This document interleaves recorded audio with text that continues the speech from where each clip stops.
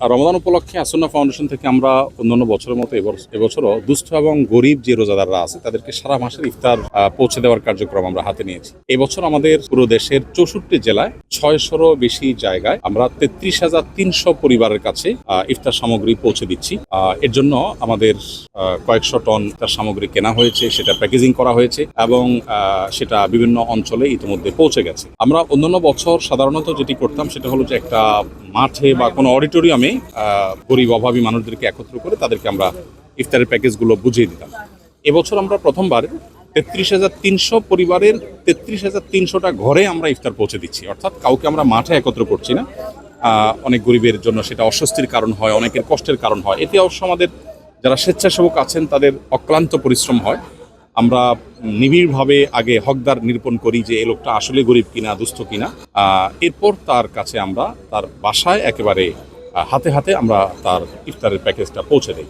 তো এ হলো আমাদের ইফতারের কার্যক্রম রমজানকে কেন্দ্র করে। এর বাইরে মানুষকে দিনমুখী করার জন্য আমাদের রমজান কেন্দ্রে রমজান প্ল্যানার আছে, সুন্দর করে রমজানটা কীভাবে পালন করতে পারেন, রমজানের আমল ভালো করে করতে পারেন সেজন্য মাহে রমজানের 27 আমল আছে।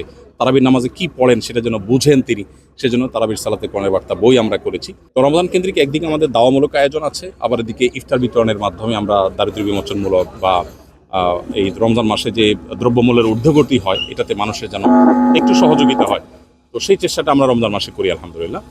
আর এর বাইরে আমরা রমাদানকে সঠিকভাবে কাটাবার জন্য বিশেষ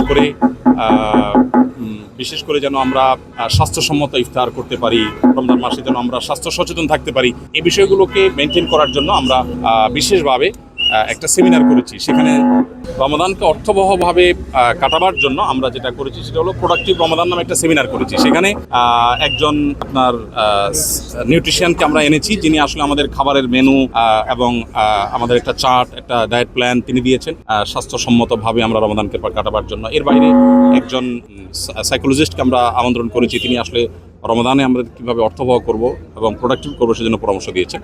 আর ওলামা ইকরাম তো তাদের কাজ করেছেন। তো আমরা রমজানকে ঘিরে একদিকে মোটিভেশনালমূলক কার্যক্রম, অপরদিকে আমলি দাওয়াতি কার্যক্রম, অপরদিকে আমরা ইফতার বিতরণের কার্যক্রম পরিচালনা করি। প্রথম কথা হলো রমজান মাসটা হলো সংযমের মাস, ধৈর্য ধারণের মাস। আমাদেরকে সবর করতে হবে।